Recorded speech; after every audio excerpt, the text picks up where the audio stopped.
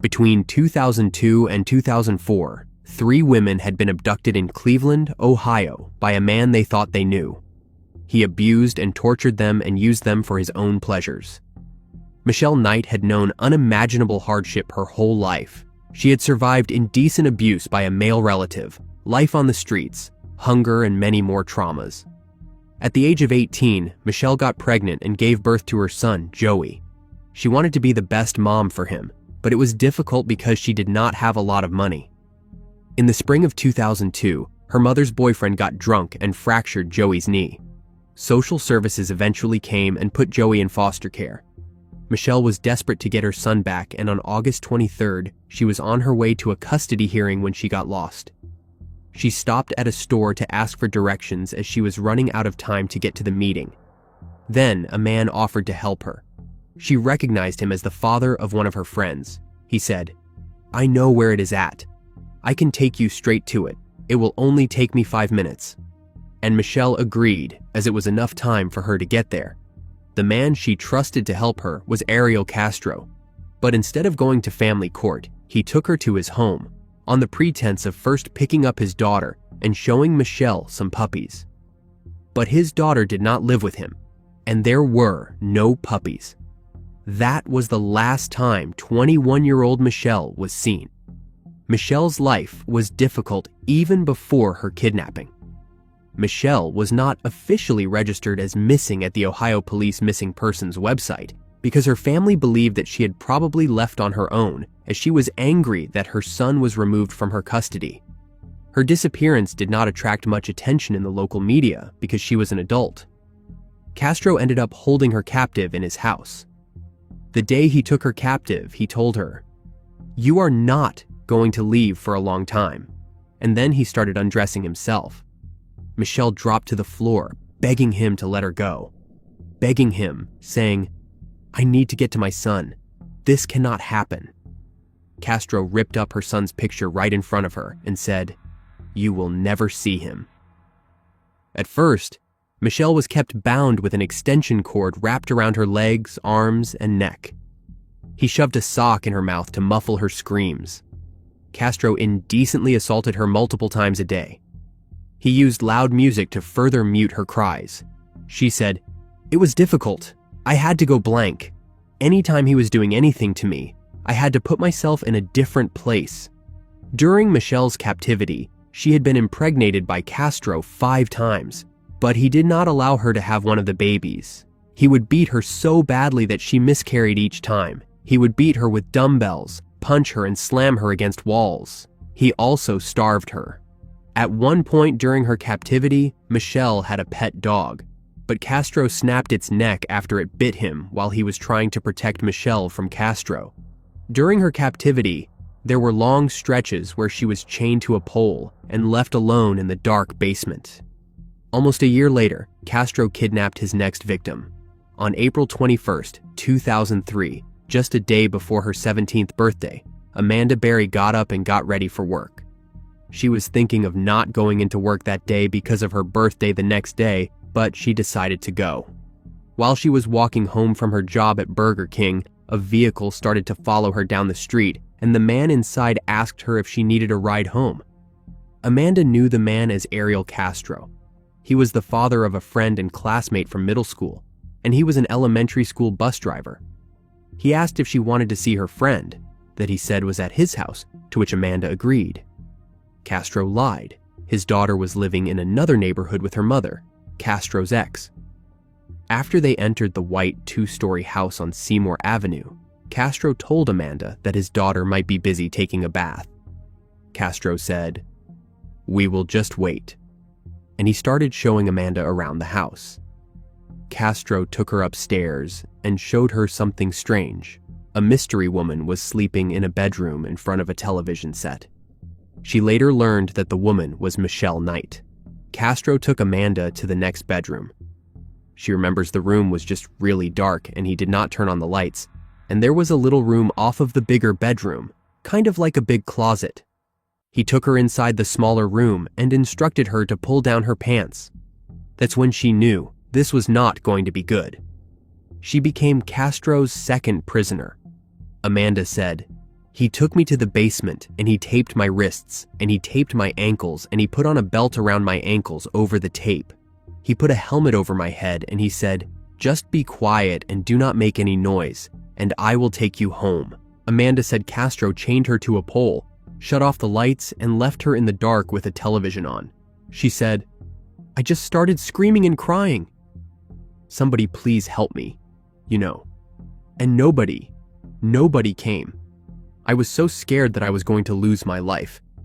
I did not think that I was going to ever make it home. As her abduction made headlines, Amanda watched her mother and sister on the TV in the basement. She said that gave her hope and kept her going. She remembers thinking, "You know what? I am going to make it home to you.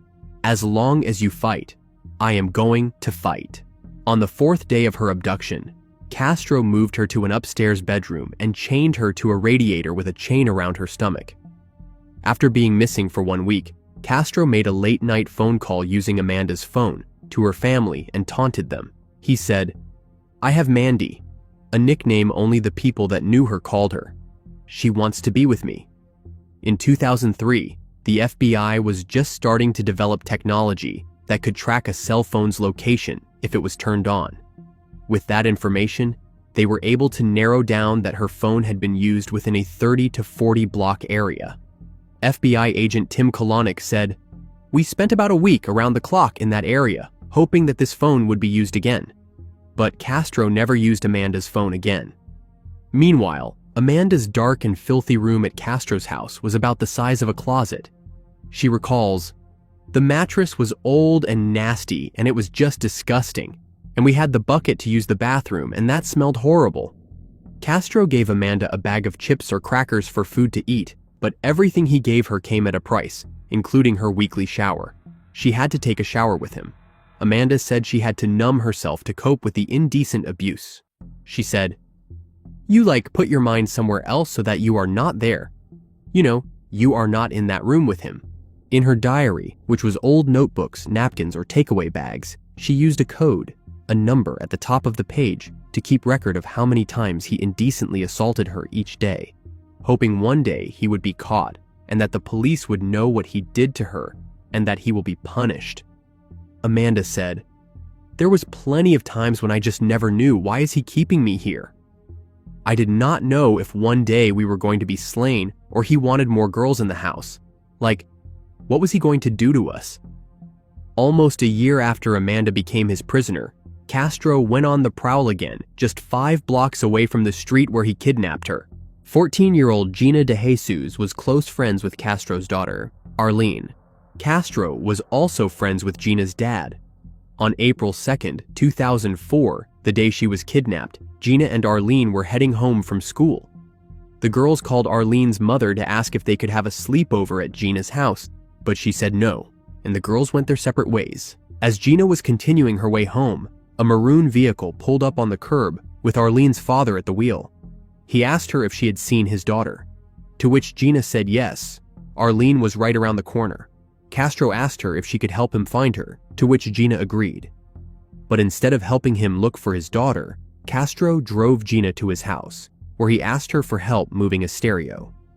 Once Gina was inside, she was unnerved by his bizarre behavior. Gina said he started fixing his eyebrows and trimming his mustache and cutting his nose hairs. Then he started to touch her and stuff. Gina asked him, "What are you doing? You could go to jail." To which he responded, "Well, okay, you are going to go home now, but you cannot go through the same door you came in." Castro led Gina to his basement, where she said he grabbed her and chained her up. Gina said, "He did not make it tight enough, so I threw it over, and then I tried to run, but he sat on my back. And then I just started kicking him. I kicked him and I bruised him really bad." As Castro overpowered her, Gina screamed for help. But the radio in his basement and the radio in the living room were too loud for anybody to hear. Gina said the first time Castro indecently assaulted her was on May 7th, 2004. Though she remembers the exact date, she was not comfortable discussing the details of what happened. At first, Gina was Castro's new favorite He seemed to treat her better than the other girls. She also had the nicer room. Amanda said the slight gestures of favoritism made the girls feel jealous. It was just simple things, but when you do not have anything, you are like, well, why do I not have that? I want that. At first, Castro took special care to keep the girls divided and did not permit them to talk. He was always there watching their every move. It was like he knew everything that they did. One of the meals he made for them was hot dogs, rice, and eggs, all cooked in bacon grease and all served together in a bowl. The girls were occasionally allowed out of their rooms to do chores, but had to obey stringent rules like only using a tiny drop of dish soap for the dishes and putting the pan in the center of the stove. The black and white television was their only window to the outside world. Amanda said she would watch the Montel Williams show featuring psychic Sylvia Brown, desperately wishing her mother would appear on the program so Sylvia could tell her mom that she was alive and okay. In 2004, Amanda's mother, Luana Miller, did go on the show. Sylvia told her, "I am sorry. She is not alive." Amanda said she broke down crying because she could not believe she said that, and then her mom broke down crying. Even though Amanda's mother was told she was no longer alive, she never stopped looking for Amanda.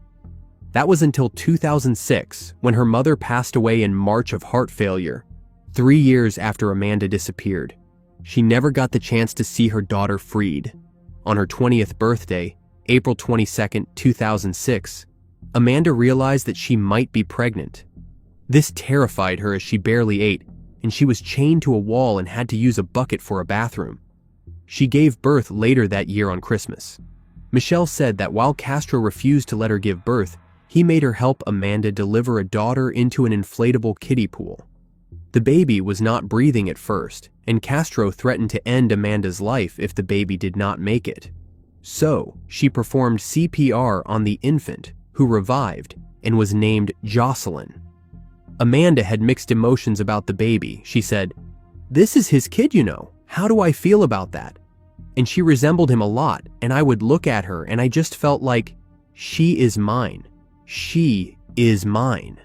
Gina said that having the little girl there with them was a welcome distraction. She said, "It was fun because I can get away from the situation. When I was playing with Jocelyn, Jocelyn made me forget everything." Jocelyn saw the chains on her mother, which Amanda said Castro instructed her to call bracelets. When Jocelyn was about 2, almost 3 years old, Castro took the chains off of her. As Jocelyn grew older, Castro allowed her freedoms that Amanda, Gina, and Michelle were not given. Though she was locked in with the 3 of them whenever Castro left the house, Jocelyn occasionally was allowed to go outside in the backyard, to the park, or to Sunday services with her father. Castro's love for Jocelyn seemed to turn him into a different man with her. Amanda said, "She loved him, and he loved her. She was always nervous and worried if he would touch her, or think about touching her because of his problems." On May 6, 2013, the women finally had a chance to escape. Jocelyn went downstairs and came running back up saying, "I do not find Daddy. Daddy's nowhere around." Amanda said her heart started pounding as she thought this was her chance to escape. If she was going to take that chance, it had to be now. For the first time in 10 years, Amanda said she found her bedroom door unlocked without Castro around. Downstairs, the front door was open but wired with an alarm. Beyond it, the storm door was padlocked shut, but Amanda was still able to squeeze out an arm. Gina said she thought Amanda had been caught by Castro and talked Michelle out of running to Amanda. Amanda said someone passing by outside saw her but did not intervene. That is when neighbor Charles Ramsey showed up. He tried pulling the door open, but it was stuck. So he started kicking the door open and said, "There you go, finish kicking it out and you can get out." Once Amanda was out, she called for Jocelyn to crawl through the door. The 2 of them found a neighbor with a phone to call 911. Shortly after, the police arrived and rescued the other 2 women. Amanda said, "I was terrified, and just because there are people on the street does not mean that he would not hurt me. I was so terrified. I still do not know why he left that day with the door unlocked. I will never know." Gina remembered it took her a while to come out of her room because she did not believe the police were really there. I thought maybe they were people in costumes because I was shocked. When Gina told the first responders her name, they looked like they had seen a ghost or something. Their faces completely dropped. The women finally made their escape after more than 9 years in captivity. Castro was arrested hours later. He was charged with 4 counts of kidnapping and 3 counts of indecent assault. Additional charges were reported to be pending, including for the intentional induction of miscarriages, assault, a charge for each instance of indecent assault, and a kidnapping charge for each day each captive was held. The women were taken to the hospital, where Michelle was found to be in the worst condition of the 3. They ran a bunch of tests on her to try and figure out what was causing her to bleed and why she was having stomach issues. They eventually told her she only has a few days left to live. Still, she refused to be defeated. Michelle remembered singing and dancing while receiving treatment. She was trying to make the best of her few days left. They put her on 14 different medications before she was actually better. Soon, all of them were released from the hospital. During Castro's interrogations, he recalled each of the abductions in great detail and indicated that they were unplanned crimes of opportunity. He did not have an exit plan and believed that he would eventually be caught one day. Castro told the police that he treated the girls well and described the countless assaults he committed as consensual. He confirmed terminating Michelle's pregnancies, but claimed it was a mutual decision. He referred to himself as cold-blooded and an addict. The police found a note in the house in which he discussed the abductions and wrote that his money and possessions should be given to the kidnapped women if he were caught. Castro made his first court appearance at the Cleveland Municipal Court on May 9th, where bail was set at $8 million. The prosecutors intended to seek the end-of-life penalty against Castro. On August 1st, 2013, Castro was sentenced to life plus 1,000 years in prison after he pleaded guilty to 937 counts of kidnapping and assault. At his sentencing, Castro addressed the court for nearly 20 minutes, in which he claimed to be a good person. He claimed that he had never beaten or tortured the women and insisted that most of the intercourse he had with them was consensual. Castro blamed the FBI for failing to catch him, and he blamed his 3 victims for getting into a car with a stranger. He also said that he learned they were not virgins when he had intercourse with them for the first time. Castro said, "I hope they can find it in their hearts to forgive me because we had a lot of harmony going on in that home." Michelle also spoke at the sentencing. Addressing Castro, she said, "You took 11 years of my life away. I spent 11 years in hell. Now, your hell is just beginning. I will overcome all that has happened, but you will face hell for eternity. I will live on. You will lose a part of your life a little every day as you think of the 11 years of atrocities that you inflicted on us. I can forgive you, but I will never forget." Castro was born in Puerto Rico. He had 9 siblings. His parents got divorced when he was a child, and he moved to the US with his mother and 3 of his siblings. They lived in Pennsylvania before they moved to Cleveland, Ohio, where his father and other relatives lived. Castro had a hard childhood. He was indecently and physically abused. While they lived in Puerto Rico, when Castro was 5, he was molested by one of their neighbors. He was also indecently assaulted by an uncle. His mother was also physically and verbally abusive towards him. When he was in junior high in Cleveland, he got suspended for touching a girl's breasts. When he was an adult, he met his girlfriend, Grimilda Figueroa, when they moved to the same neighborhood where she lived with her family. Castro and Grimilda moved to their own house at 2207 Seymour Avenue in Cleveland's Tremont neighborhood in 1992. This was the same house where he held the 3 women captives. Castro was abusive towards Grimilda.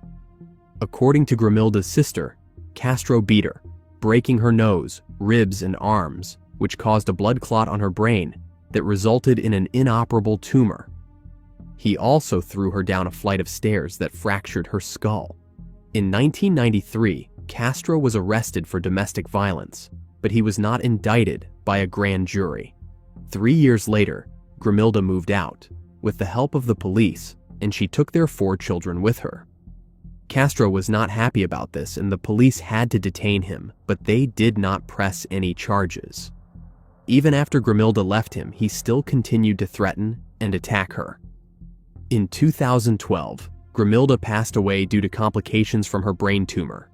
Castro worked as a school bus driver until he was fired in 2012 for making bad judgments. These bad judgments included making illegal U-turns with toddlers and infants on his bus, using the bus to go grocery shopping, leaving a child on the bus while he went on his lunch break, and leaving the bus unattended while he took a nap at home. At the time of his arrest, Castro's home was in foreclosure after 3 years of not paying his real estate taxes. Castro's home at 2207 Seymour Avenue was demolished on August 7, 2013, as part of his plea bargain. About a month into his sentence, on September 3rd, the 53-year-old was found lifeless in his prison cell hanging from a bedsheet. He took his own life. Castro left a note with Bible passages that he wrote. It read, "If you confess, you will be saved, and God loves you, for all are sinners," as well as a note with the text, "Love my kids and grandkids." Since their escape, the 3 women have been dealing with everything that happened to them. Michelle, who changed her name to Lily Rose Lee, released 2 memoirs, Finding Me and Life After Darkness. She found the love of her life, Miguel Rodriguez, a medical courier, and they got married in May 2016. She has since traveled the globe as a public speaker and launched her foundation Lily's Ray of Hope, supporting women and girls who are victims of domestic violence, human trafficking, and child abuse. She partnered with specialty coffee maker 319 Co. to showcase her artwork and raise money for her foundation, which provides resources for women to restart their lives. She has also been involved with rescue animals. She and Miguel will never be able to have children of their own due to the abuse Castro inflicted on her, but they are looking into adopting. Amanda has turned her attention to spotlighting missing people in Northeast Ohio. She started hosting a daily news segment on Cleveland's Fox 8 because she wanted missing people to know the public was still looking for them. In April 2015, Amanda partnered with Gina, sharing their story in Hope, a memoir of survival in Cleveland, co-written with Mary Jordan and Kevin Sullivan. She is also raising her daughter Jocelyn, whom she is very proud of for the person she had become. Amanda has also found love, something she never thought would be possible. Gina has been quietly enjoying life with her family in the suburbs of Cleveland. She joined forces with the Northeast Ohio Amber Alert Committee. She plans to help survivors and their family members. In 2018, Gina launched the nonprofit Cleveland Family Center for Missing Children and Adults, also known as Cleveland Family, to help families left waiting after loved ones have been abducted. Gina and her family also travel around the country to train law enforcement on how to engage with the families of those missing. Gina said, "I want to help families because my family did not have anything. They did not get help. My parents did not have people actually helping them do the flyers and stuff. We could actually help other families with all of that instead of them worrying and freaking out."